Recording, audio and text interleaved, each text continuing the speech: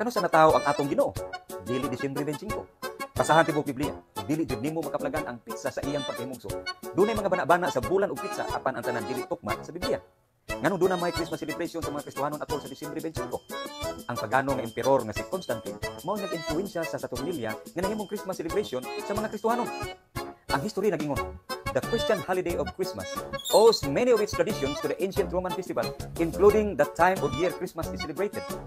But by the 4th century, Western Christian churches settled on celebrating Christmas on December 25, which allowed them to incorporate the holiday with Saturnalia and other popular pagan midwinter traditions.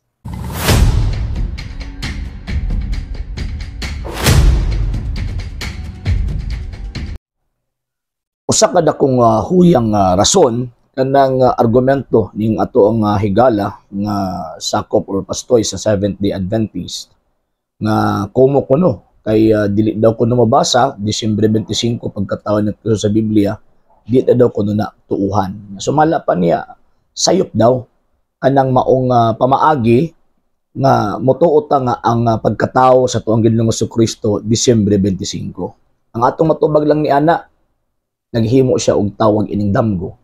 Nga naman sa hinungdan una, wala magtudlo ang balaang kasulatan kung dili mabasa, dili tuuhan. Never nagtudlo ang santos nga kasulatan nga wala mataw ang Ginoong Jesucristo sa Disyembre 25. Aron ingnon nato nga sayop ang ato ang pag-ila, sayop ang ato ang pagsaulog sa Disyembre 25 pagkatao sa Ginoong Jesucristo. Nga naman tungod kay never man nga naghatag ang balang kasulatan nga og negative statement against sa gitawag og December 25.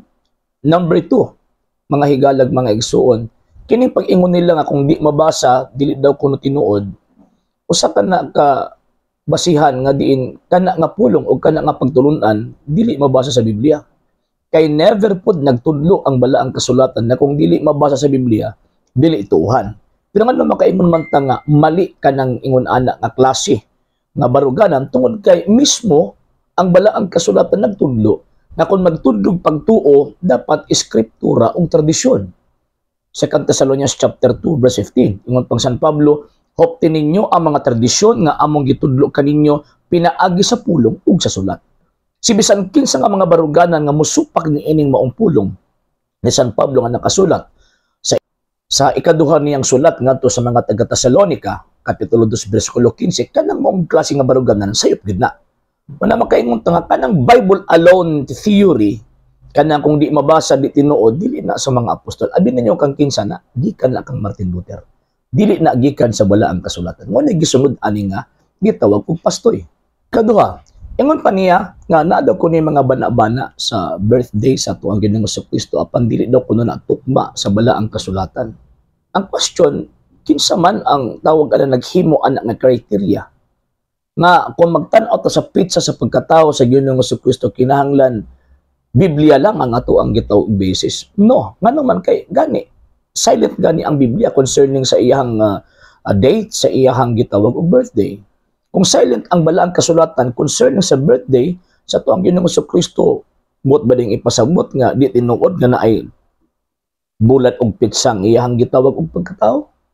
Dili. Ngano man tungod kay ang balang kasulatan na mga presentations. And syempre, kinahanglan ta mo support o suportaan sa gitawag tradisyon sa pagtuo. Ngano man kay dili man mabuhi, dili man mag-exist ang usa ka celebration kung wala kini gidawat sa pinakaunang nagsaulog sa maong gitawag og selebrasyon. So, buti pasabot kining ilahang tawag ini nga baruganan nga dili kuno haom sa gitawag Biblia, protestante nga kana nga panguna-una. Ano man kay again ha, never nagtudlo ang mga apostol, never nagtudlo ang ato ang Ginoong Jesucristo nga pag magtudlog pagtulunan Biblia ray gitawag og basihan. Sa tuang pagtuong Katoliko kining ato ang pag-celebrate sa December 25 nga petsa sa pagkatao sa ato ang Ginoong Jesucristo, duha ang basis. Number 1, Biblia na nagsulti mahitungod sa event. Number 2, kining kasaysayan og tradisyon. Nga naman kay diha man nato makita nga kanang giingon sa balaang kasulatan nga pagkatao na Ginoong Jesucristo sa unang mga Kristiyano sulod sa 300 ka tuig ilang gisaulog na every December 25. Ni apay usa ka gitawag og bot-bot aning atong higala nga pastoy. Ingon pa niya, ang nag-influence daw sa tawag in mga Kristiyano to celebrate the December 25 niya ipahaom tong Feast of Saturnalia si Emperor Constantino. Mali. Nga naman, pinakauna nga gitawag og reason, kining maong Christmas celebration or commemoration nila, mga higalag, mga igsoon, gi-celebrate na ng daan before Constantine. Basahan ragon ng commentary of Saint Hippolytus the Martyr, Bishop of Rome, nga ilan lang ka-celebrate ang Christmas. Pagkatao sa ato ang Ginoong Jesucristo, Disyembre 25. Abi ninyo pila ka tuig gisulat na una miabot si Constantino, not less than 100 years kay ang tawag ining wala ko masayop mga 230 nabuhi si tawag ining Pope Saint Hippolytus. So buti pasabot ka nang ingon nila nga si Constantino ang nag-influence, mali. Ang purpose sa gitawag kong celebration to counter the pagan celebration, and at the same time ang objective sa mga Kristiyano nganong ilahan ng gitawag o gi-celebrate tungod sa hinungdan nga gusto nang i-convert ang mga pagan o mga pagano nga mga Romano. Muna ilang purpose. Dili aron makigduyog sila or ang ilang celebration ilang ipahaom dito sa gitawag og kining mga pagano. And remember, according sa gitawag kasaysayan, dili pareho ang celebration sa Christmas o tawag ining celebration sa mga pagano o kining Feast of Saturnalia. Nga naman, kay ang Feast of Saturnalia, mga sir ug mga ma'am, ginasaulog ka na sa mga pagano, kanang naabtan ni Constantino from December 17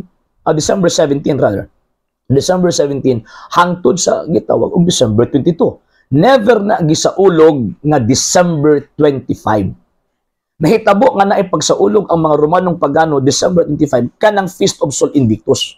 Nagi-declare ni Aurelian ni adtong 274. And remember, before 274 na ni pagsaulog ang mga Kristiyano, nga naman kay ang pagsulti ni Pope Saint Hippolytus, mga around 235, 240, 250. Before 274, nagsulti na siya nga ang mga Kristiyanos nagsaulog sa Christmas, December 25.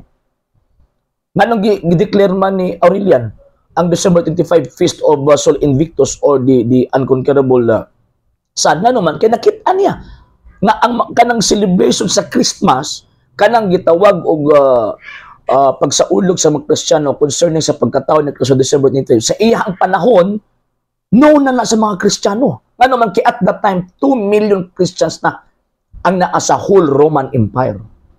So to counter the celebration, kasi simple ang unahon na sa mga emperador ang mga Kristiyano ang mga Kristiyano rebelde man, so mo na nga iyang gi-counter by way of declaring the Feast of Sol Invictus every December 25. Again, mas nauna ang celebration sa mga Kristiyano, December 25 pagkataon ni Kristo, kaysa Fiesta ni Sol Invictus.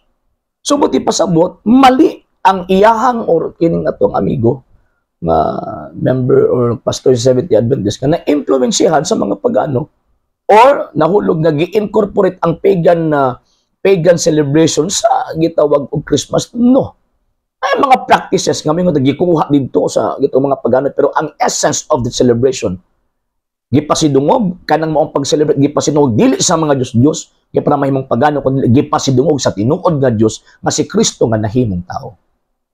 Naa pa siya gi-quote sa gitawag og history nga kining history online wa pod niya tiwasa og tawag ining basa. Wa man gingon na si Constantino ang nag-influence kanang iyahang gitawag og gibasa, and ikaduha giklaro sa maong tawag ining basahon nga naay duha ka managlahing celebration sa kana nga panahon, pagan celebration and also the Christian celebration. And ana nga panahon sumala sa iyahang tawag ining gibasa nga wa niya tiwas sa pagbasa, nagdungan or dungan ang mga Kristiyano o pagano at that time mag-celebrate. Dungan sila. So, buti pasabot, kana nga panahon nga nung gina-celebrate sa December 25, kay to counter or to convert, ang objective nila to convert pagan Romans.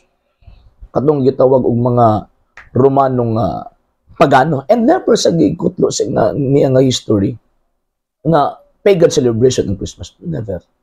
Pero tingala ko, kutlo na siya og kasaysayan. Kining atong amigo nga tawag ining pastoy sa Seventh-day Adventist. Nikutlo na siya og history concerning atake sa Christmas celebration, pero nganong di siya mukutlo sa history concerning sa foundation sa Iglesia Katolika. Nga naman mapangka nga kining maong iyang gituuhan nga Seventh-day Adventist dili iya ni Kristo, kundi iya sa mga Amerikano. Og kung mukutlo siya og history, makitaan ang simbahang Katolika mo gitukod ni Ginoong Kristo og mapugos siya pag-embrace, paghangop ni ining maong iglesia nga naman kay makitaan sa kasaysayan. Mabasa sa kasaysayan nga ang Iglesia Katolika Apostolika Romana gitukod sa atoang Ginoong Hesukristo. Mo na allergic kay sila og history in terms of foundation, pero ubang mga isuk-usuk yung mukot og history. Pagkauman pag-abot na sa gitawag og foundation, di sila mukot og history nga naman mga pangka man. So kung nituo mo history, dapat tuuhan ninyo ang Iglesia Katolika Apostolika Romana gitukod sa atong Ginoong Hesukristo. Wala nay lain. Kung siya ang gitukod ni Ginoong Hesukristo ng Iglesia, mo nang giubanan si Espiritu Santo. Kung siya ang giubanan si Espiritu Santo, so ang gibuhat niya guided by the Holy Ghost. Sa hindi pa po nakapag-follow sa mga pages po natin, i-follow niyo po yung mga pages po natin. RJ Horolanciano II TV Apolia Punto Argumento page, Kuya Apologist TV page, and RJ's Vlog 2022. And pwede rin po kayo mag-send po dyan ng Facebook stars. And also, sa ating po mga channels, sa hindi po nakapag-subscribe, subscribe po ninyo yung mga channels natin. Dalay Catholic, Apologist International Official, RJ Santo II TV, Kuya Apologist TV, and Barrio Kawayan Religious Forum. And pwede rin po kayo mag-send po dyan ng super sticker, super chats, and super thanks. And maraming salamat po sa mga kapatid at mga Katoliko na ulis pong tumutulong sa programa po natin. Maraming salamat po. Nang dahil po sa tulong at suporta po ninyo, ang programa po ito, until now, andito pa rin po sa social media.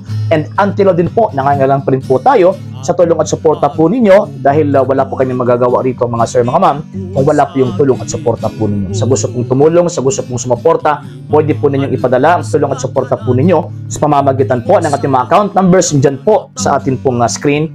And pwede niyo po kaming i-message sa ating pong page kung via remittance po yung papadala po ninyo. Maraming salamat po in advance.